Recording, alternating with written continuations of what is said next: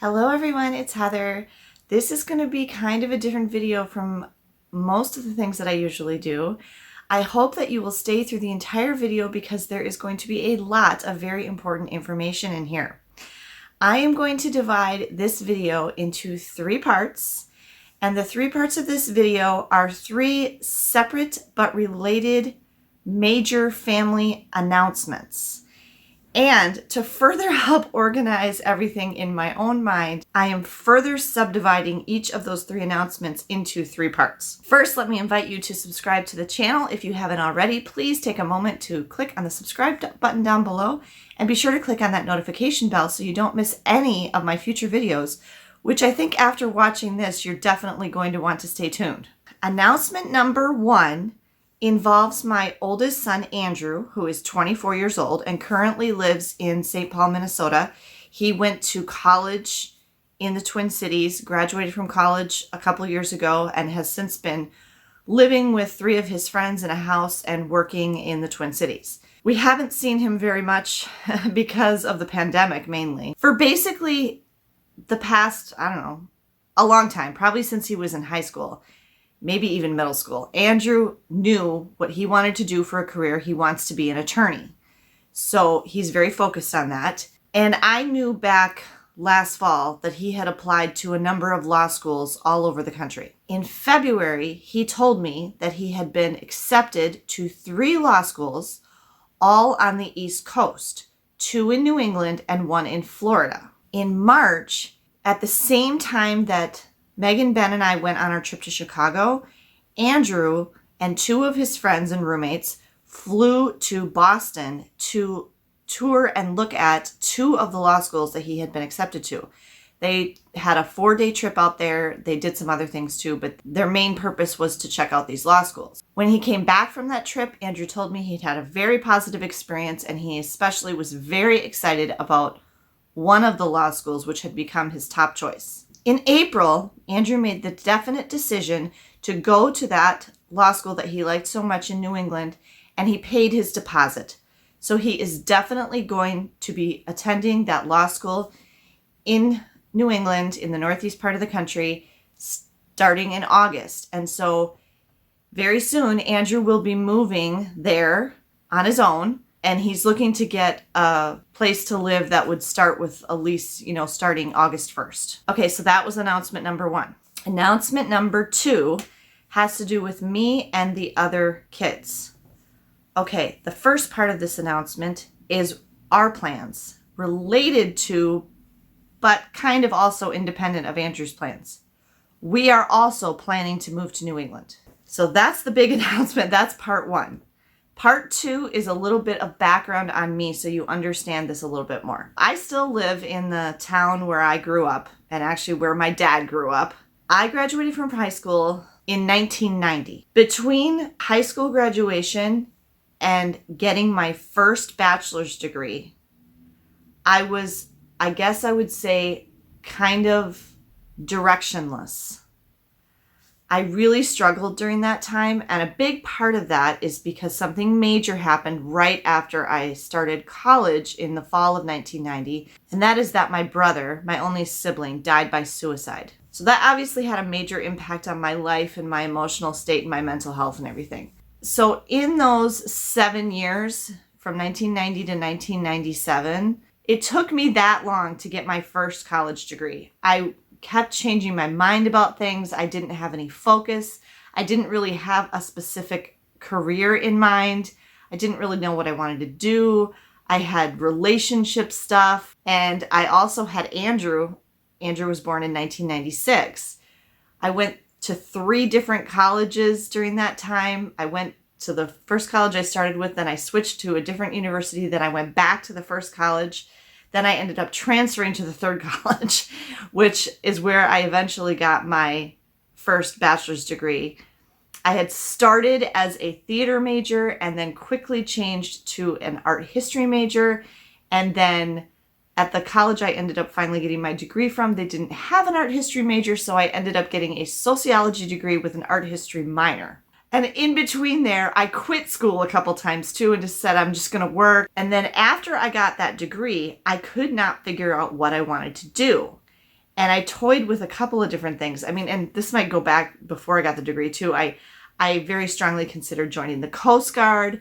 I actually applied for and got the job as an INS agent, Immigration and Naturalization Service. I was going to be working at O'Hare Airport in Chicago. It was a mess, okay? I didn't know what I wanted to do. I couldn't figure out what kind of job I wanted to have. I didn't know. And then I had this baby, and becoming a mom probably gave me more focus and determination than I'd ever had before in my life. So I had Andrew in 1996. I had to finish up my first degree. A year went by and I couldn't figure out what I wanted to do. I was actually working as a after-school childcare teacher for the YMCA at the time, and people said, "Oh, you're so good with kids, you should be a teacher, you should go back and getting your teaching degree." And thinking about that, since I was a single mom, I was like, hey, actually that'd be really good, because then I would have the same schedule as Andrew, and I would be off school whenever he was off school, and that I could be off in the summers, and that would work great. And my day-to-day schedule would be the same as him. And yeah, I should do this. And I looked into it, and to just go back and get my teaching certification, or to go back and get an entire second bachelor's degree, was a difference of only like 6 credits. So I decided to get a whole second bachelor's degree. Why not? And I plowed through that second bachelor's degree. I finished my entire second bachelor's degree in 2 years and got a 4.0 and graduated with honors. So unlike the first degree where I was very aimless, I was super focused on getting my teaching degree. And then even while I had my first full-time teaching job and was working, I was also working on my master's degree. I was going to get a master's degree in teaching, because that brought you up higher on the pay scale. And thankfully, the school that I was working for paid for those credits, which was really nice. I did not complete that master's degree because I didn't get to stay at that job. After my first year teaching there, they did not renew my contract. They don't have to give you a reason for not renewing your contract in the first 3 years you're teaching there, or at least they didn't at that time. I don't know how anything works anymore. That was like 20 some years ago. And then after that, I looked and looked and looked and looked and applied for jobs everywhere. I mean, mainly teaching and education related jobs. And I never got another teaching job ever. So I did all that work and worked so hard in school and all of that, and never got another permanent full-time teaching job. I've had full-time positions. That ended in 2001. And then I spent basically 6 full months, the time that I was on unemployment, trying to get another job. Couldn't get one, used up all my unemployment. I finally had to go to a temp agency and get placed in a temp job, which ended up, I had a couple temp jobs that ended up becoming permanent jobs. Unfortunately, that doesn't seem to be the way it works anymore. Temp jobs have been useless to me in my job search. Has anybody else found that? And then when Andrew was 5, I met and married my husband.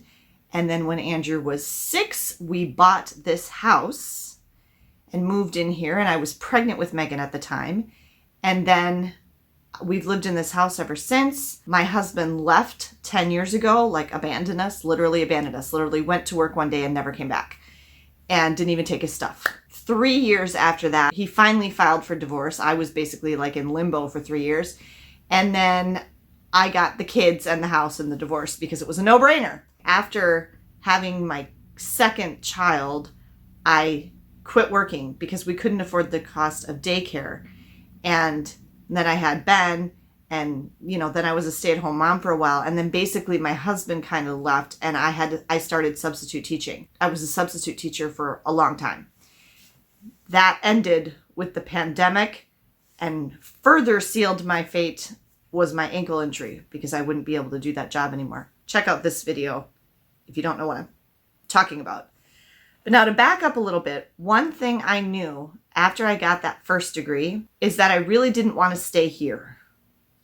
We live in a very nice town, but I had traveled a lot, and I had lived abroad twice, and I knew that there was a lot more to the world, and I didn't want to just stay in this one small town my whole life. That's why I was looking at things like the Coast Guard and the INS job.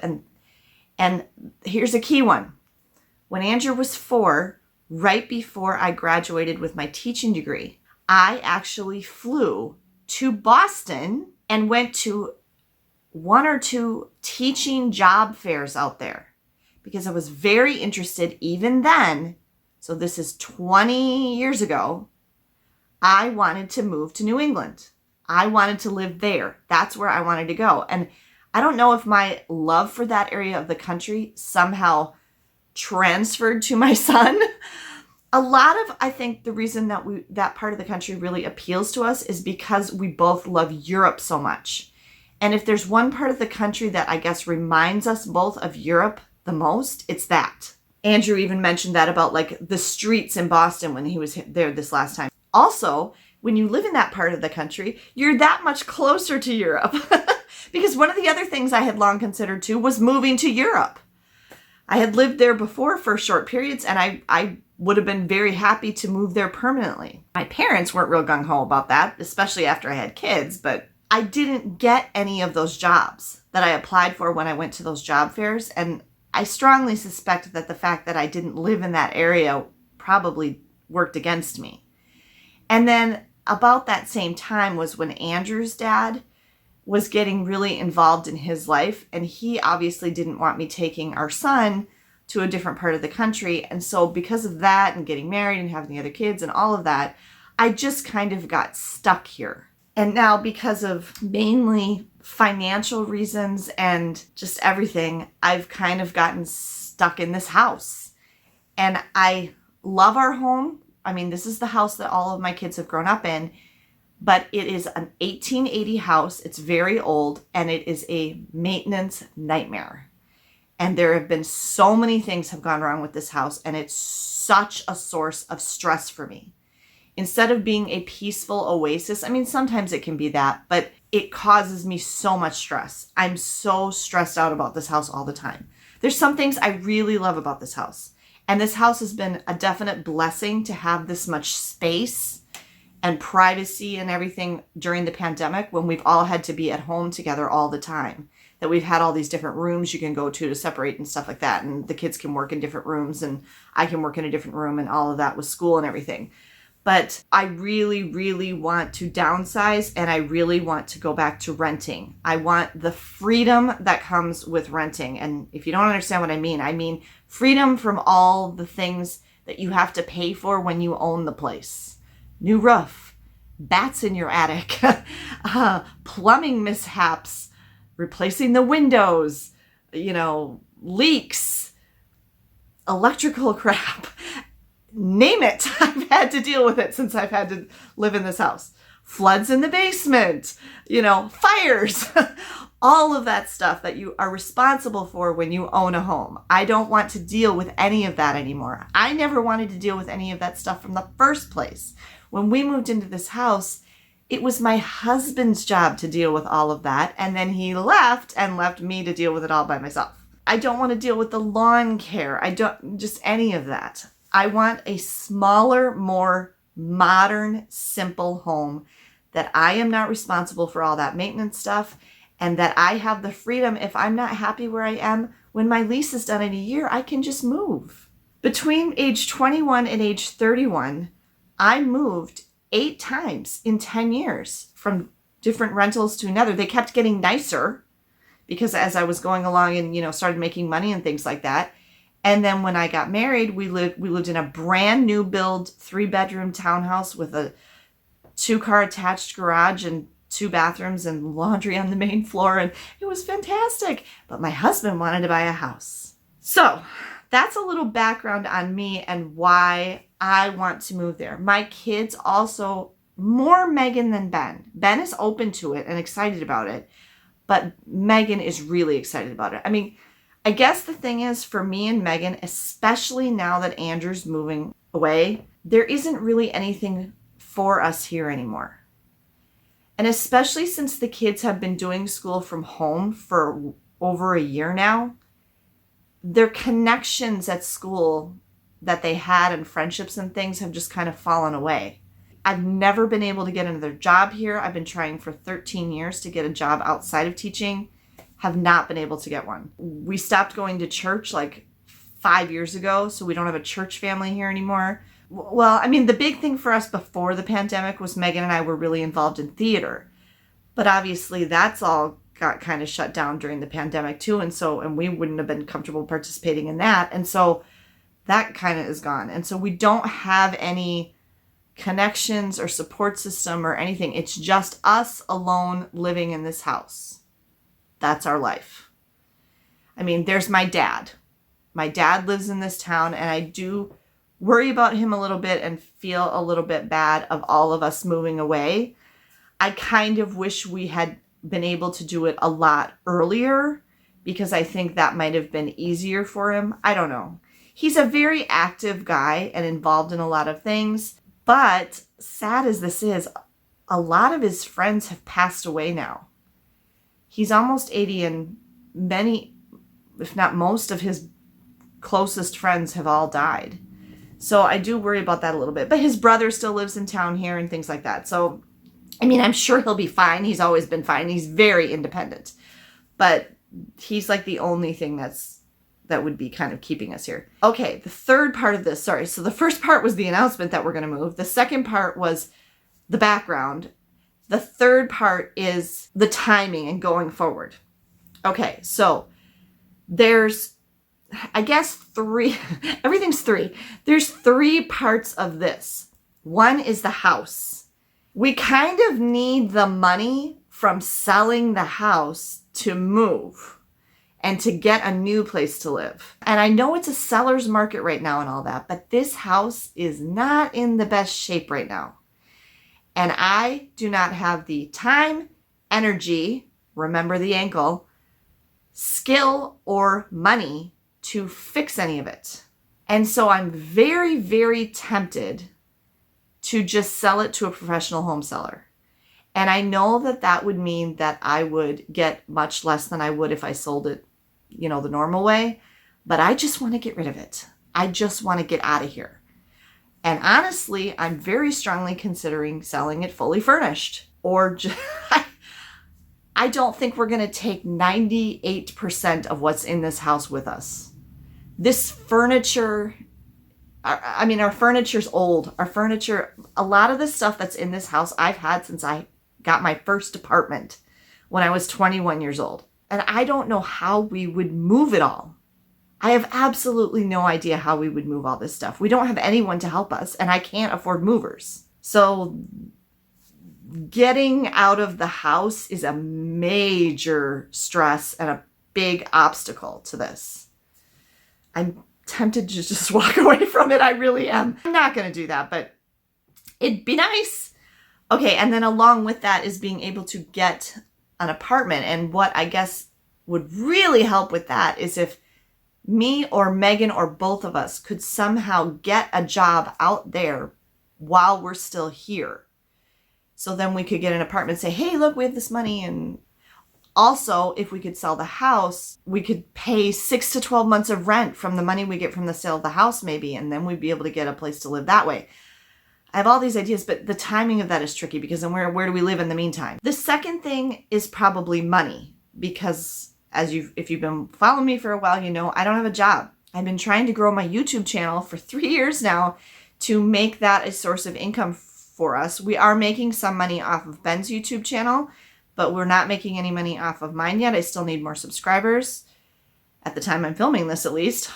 Maybe I'll get there. Even then, you don't get very much money at the beginning. It takes a good long time before you're making a decent amount of money. I don't know what I would do for work at this point. I really don't feel like I can do anything where I have to stand up or walk around. And I'd really like to still be at home because I am not sure what's going to happen with school with Ben. And that brings me to the third thing, which is school for the kids is kind of an issue for us with the move. Megan has been approved by the high school to graduate early because she has more than enough of her credits and all her required classes done and everything. So that means she will graduate in January if she stays there. Why do I say that? Okay, Megan decided when the pandemic started and she started to see what it was like to do school from home, how much that worked for her, how great that is for her. She likes it so much better than going to school. The whole social aspect of school was always a very negative thing for her. She already had made the decision over a year ago. I'm not going back. I'm doing this. Or some other online school. She knows that that's what she's doing.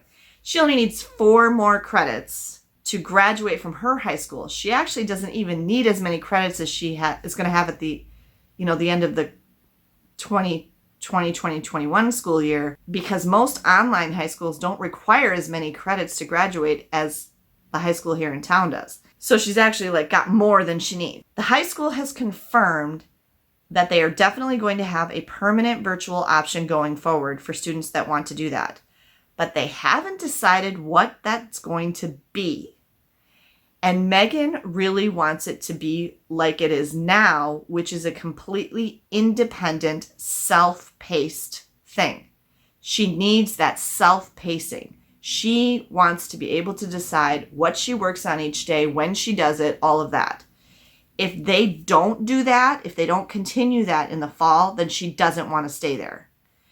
So then we have other options for online schools that are self-paced like that we would have to switch her to for that final semester. Another possibility, although she's not as keen on this, is we could move now. We could move this summer. We could find her a place in New England that she can do an online school to finish high school there. With Ben, it's more, we'll just figure it out. Based on whatever we're doing, we'll figure out school for him.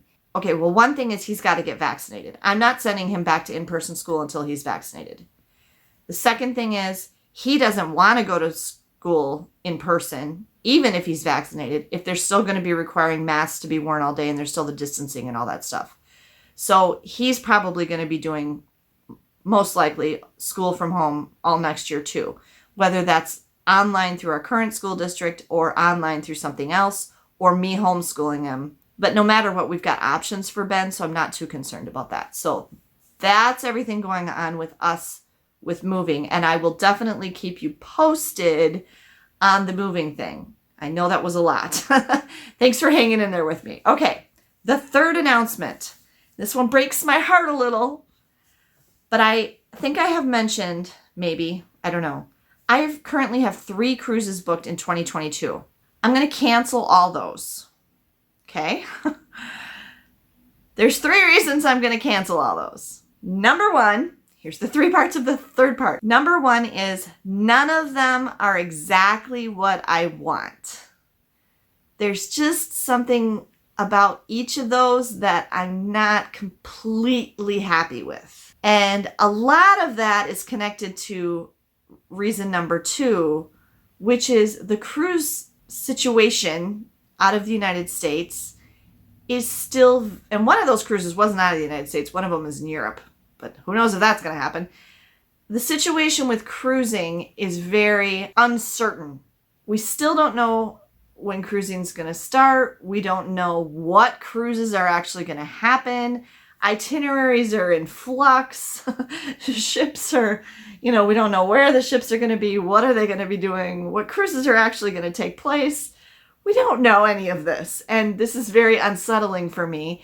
And because of that, the choices that are out there at the time that I booked these cruises, none of them are exactly what I want. Also, when my 2021 cruises got canceled, I said, I'm not going to book another cruise until cruising actually starts and we actually see what actually happens. That's a lot of actually. Okay? And I kind of went back on what I said for that. I really need to listen to myself. I make myself these promises and then I don't listen. But I really need to go back to that. I really think I want to wait. I was concerned about getting something locked in and price getting locked in because I'm very concerned that when cruises do start up again out of the United States, that there's going to be so much demand and that prices are going to go way up. But the truth of the matter is, we're not that gung-ho about taking a cruise when there's still pandemic stuff happening anyway. Even if all 3 of us will be vaccinated, which I'm pretty sure we'll all 3, well, Megan and I, that's a done deal. I'm pretty sure that even Ben would be vaccinated by the time we would have taken the cruise we have booked in January. But I don't know what the cruise is going to be like. I understand that there's not really a going back to normal, that some things about travel are going to be forever changed from what they were in 2019, for example. But I'd like it to at least be as close to that as possible before I take another cruise. And the reason I say that is, let me give you a little bit of wisdom if you haven't traveled during the pandemic, because we have traveled during the pandemic several times. And I'm just going to tell you right now, it's not as fun. It might be a little fun, but there's definitely a lowering of the fun, okay? And it also has an additional stress factor to it. If you don't know what I'm saying, like, go back and watch this video. I really want to travel, and I really do want to go on another cruise. It's been 3 years since we've been on a cruise. It's been 3 years since I've seen the ocean. But I want it to be the way it was, or as close to that as possible. And having experienced travel during the pandemic kind of makes me tired. It's just not, it's not the same. And I guess as much as I want to travel, as much as I want to go on a cruise, I kind of don't want to until the pandemic is over, or until at least a lot of the stuff involved with traveling during the pandemic is gone. Reason number one why I'm going to cancel those cruises is because they're not exactly what I want. Reason number two is because we still don't know what exactly is going to happen with cruising. I don't even know if any of those cruises will actually happen the way that I booked them. And reason number three is because I would like to focus my energy and money, the little bit that I have, on getting us to New England. So right now I want to kind of shift my perspective. And even if that just means like taking a trip out there, which that will be travel, to visit it and check it out and see different areas and visit Andrew and maybe find a place to live or find a job or something. I want to have the freedom to be able to do that. Now, all of that said, there are still 2 times coming up in 2022 that I definitely do want to travel, and maybe a cruise, but I don't know exactly what we'll be doing. One is in January. I want to take a trip to celebrate Megan graduating from high school, because she really kind of got gypped. You know, she had a lead in the school play, didn't get to have the play. She's never going to get to go to prom.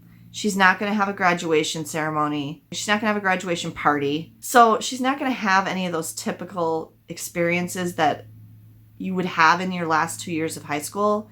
And so I really want to take a celebratory trip in January. What we will probably do is go to either Disney World or Disneyland, depending on what's happening with Disneyland at that time. So that's kind of tentatively my plan for January. And then I still do definitely want to do something for my 50th birthday. What I really wanted was to do something with all 3 of my kids for my 50th birthday. But now, because of Andrew going to law school and the schedule of the schooling, we know that he will not be able to go with us. So that's already a disappointment to me. So everything I was kind of excited about my big 50th birthday trip with my kids, I'm already kind of disappointed anyway. I definitely still want to take a trip for my 50th birthday, and I do probably want to take a cruise. I just want to wait to book that until I know exactly what it's going to be like then. So that is what's happening with us. If you have any thoughts or suggestions, especially for us getting out of this house and being able to move and have money to live on, I would really appreciate those in the comments below, because I don't know what to do. Please be sure to subscribe to the channel so you don't miss any future announcements or updates on what's happening with all of this. And give me a thumbs up down below if you enjoyed this video. Have a great day, everyone, and safe travels.